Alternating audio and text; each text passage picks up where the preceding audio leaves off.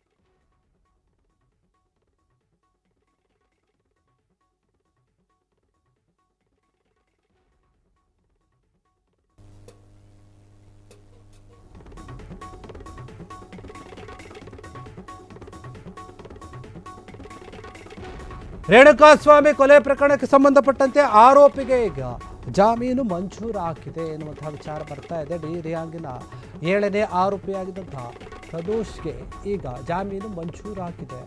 ಈ ಹಿಂದೆ ತಂದೆ ನಿಧನದ ಸಂದರ್ಭದಲ್ಲಿ ಕೂಡ ಜಾಮೀನು ಮಂಜೂರಾಗಿತ್ತು. ಈಗ ತಂದೆಯ ಕಾರ್ಯಕ್ಕಾಗಿ ಜಾಮೀನು ಸಿಕ್ಕಿದೆ ಅಂತ ಹೇಳಲಾಗ್ತಾ ಇದೆ. ಈ ಒಂದು ವಿಚಾರವಾಗಿ ಕಂಡೀಷನ್ ಮೇರೆಗೆ ಅಂದರೆ ಕೆಲವೊಂದು ಷರತ್ತುಗಳನ್ನು ಹಾಕಿ ಬೇಲ್ ಕೊಡಲಾಗಿದೆ ಪ್ರದೋಷ್ಗೆ.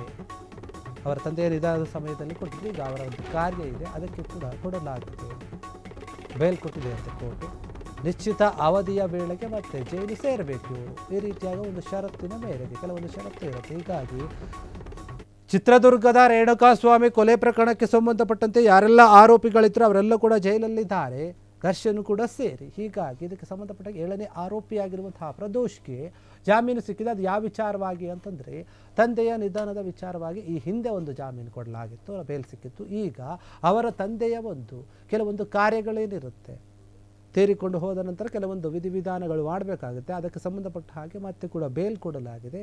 ಅದು ಕಂಡೀಷನ್ ಮೇರೆಗೆ ಕೆಲವೊಂದು ಕಂಡೀಷನ್ ಹಾಕಿ ಕೋರ್ಟು ಬೇಲನ್ನು ಮಂಜೂರು ಮಾಡಿದೆ. ಯಾಕಂದರೆ ನಿಶ್ಚಿತ ಅವಧಿಯ ಒಳಗೆ ಜೈಲಿಗೆ ಬಂದು ಮತ್ತೆ ವಾಪಸ್ ಸೇರಬೇಕಂದ್ರೆ ಇಷ್ಟು ಸಮಯ ಒಂದು ದಿನನೋ ಅಥವಾ ಒಂದು 4 ಗಂಟೆನೋ 5 ಗಂಟೆನೋ ಈ ಥರ ಅಂತ ಟೈಮನ್ನು ಫಿಕ್ಸ್ ಮಾಡಿರ್ತಾರೆ. ಅಷ್ಟರೊಳಗೆ ಹೋಗಿಬಿಟ್ಟು ಮತ್ತೆ ವಾಪಸ್ ಬಂದು ಜೈಲಿಗೆ ಇರಬೇಕು. ಈ ರೀತಿಯಾದಂಥ ಒಂದು ಷರತ್ತಿನ ಮೇರೆಗೆ ಆದೇಶವನ್ನು ಕೊಡಲಾಗಿದೆ ಮತ್ತು ಜಾಮೀನು ಕೂಡ ಇವರಿಗೆ ಮಂಜೂರಾಗಿದೆ. ಅವರು ಸದ್ಯ ಈಗ ಅವರ ತಂದೆಯ ಕಾರ್ಯವನ್ನು ಮುಗಿಸಿ ಮತ್ತೆ ಜೈಲಿಗೆ ವಾಪಸ್ ಮರಳಬೇಕು ಷರತ್ತಿನ ಮೇರೆಗೆ ಹೇಳಿರುವಂಥದ್ದು. ಡಿ ಗ್ಯಾಂಗ್ನಲ್ಲಿರುವಂತಹ ಎಲ್ಲ ಆರೋಪಿಗಳು ಕೂಡ ಜೈಲಲ್ಲಿದ್ದಾರೆ. ಇವರು ಕೂಡ ಜೈಲಲ್ಲೇ ಇದ್ದರು. ಆದರೆ ಅವರ ತಂದೆಯ ನಿಧನದ ನಂತರ ಅವರು ಅದಕ್ಕಾಗಿ ಏನು ಮಂಜೂರು ಮಾಡಿಕೊಂಡಿದ್ರು, ಅರ್ಜಿಯನ್ನು ಹಾಕಿದರು. ಅರ್ಜಿ ಸಿಕ್ಕಿತ್ತು, ಅವರಿಗೆ ಬೇಲ್ ಸಿಕ್ಕಿತ್ತು. ಆಗ ಇದು 2ನೇ ಬಾರಿ ಸಿಗ್ತಾ ಇದೆ ಇವರಿಗೆ. ಅವರ ತಂದೆಯ ಕಾರ್ಯಕ್ಕಾಗಿ ಅವಕಾಶವನ್ನು ಮಾಡಿಕೊಡಲಾಗಿದೆ. ನೀವು ಹೋಗಿ ನಿಮ್ಮ ತಂದೆಯ ಕಾರ್ಯವನ್ನು ಮುಗಿಸಿಕೊಂಡು ನಾವು ಹೇಳಿದ ಸಮಯಕ್ಕೇನೆ ವಾಪಸ್ಸು ಬರಬೇಕು ಅಂತ ಷರತ್ತನ್ನು ಹಾಕಿ ಬೇಲ್ ಕೊಟ್ಟಿರುವಂಥದ್ದು. ಈಗ ಈ ಒಂದು ವಿಚಾರದಲ್ಲಿ ಇಷ್ಟು ದಿನ ಏನು ಕೇಳಿ ಬರ್ತಾ ಇತ್ತು, ಇವರಿಗೆ ಜಾಮೀನು ಸಿಕ್ಕಂತ ಆಗಿದೆ. ಆದರೆ ಅದೇನು ಪರ್ಮನೆಂಟ್ ಅಲ್ಲ, ತಾತ್ಕಾಲಿಕವಾಗಿ ಕೆಲವು ಗಂಟೆಗಳ ನಿಶ್ಚಿತ ಅವಧಿಯ ಮೇರೆಗೆ ಅವರಿಗೆ ಕಾರ್ಯವನ್ನು ಮಾಡೋಕ್ಕೆ ಅವಕಾಶವನ್ನು ಕೊಟ್ಟು ಜಾಮೀನು ಮಂಜೂರು ಮಾಡಲಾಗಿರುವಂಥದ್ದು ಕೋರ್ಟ್. ರೇಣುಕಾಸ್ವಾಮಿ ಕೊಲೆ ಪ್ರಕರಣಕ್ಕೆ ಸಂಬಂಧಪಟ್ಟಂತೆ ಯಾರೆಲ್ಲ ಆರೋಪಿಗಳಿದ್ದಾರೆ ಆ ಒಂದು ವಿಚಾರ ಇನ್ನೂ ಕೂಡ ಇತ್ಯರ್ಥ ಆಗಬೇಕು. ಕೋರ್ಟ್ನಲ್ಲಿ ವಿಚಾರಣೆ ನಡೀತಾ ಇದೆ. ಯಾರು ನಿಜವಾದ ಆರೋಪಿಗಳು, ಯಾರು ಇದರಲ್ಲಿ ಎಷ್ಟು ಪ್ರಮಾಣದಲ್ಲಿ ಭಾಗಿಯಾಗಿದ್ದರೆ ಅವೆಲ್ಲವೂ ಕೂಡ ಚರ್ಚೆ ಆಗುತ್ತೆ. ಇದಕ್ಕೆ ಸಂಬಂಧಪಟ್ಟ ಹಾಗೆ ಈಗ ಪ್ರದೋಷ್ ಏನಿದ್ದಾನೆ ಆತನಿಗೆ ಜಾಮೀನು ಮಂಜೂರಾಗಿದೆ. ಈ ಒಂದು ವಿಚಾರವಾಗಿ ಕ್ಷಣ ಕ್ಷಣದ ಸುದ್ದಿಗಳಿಗಾಗಿ ಫ್ರೀಡಂ ಟಿವಿ ಸಬ್ಸ್ಕ್ರೈಬ್ ಮಾಡಿ, ಲೈಕ್ ಮಾಡಿ ಹಾಗೂ ಫಾಲೋ ಮಾಡಿ. ಹೊಸ ಸುದ್ದಿಗಳ ನೋಟಿಫಿಕೇಶನ್ಗಾಗಿ ಬೆಲ್ ಐಕಾನ್ ಮೇಲೆ ಕ್ಲಿಕ್ ಮಾಡಿ.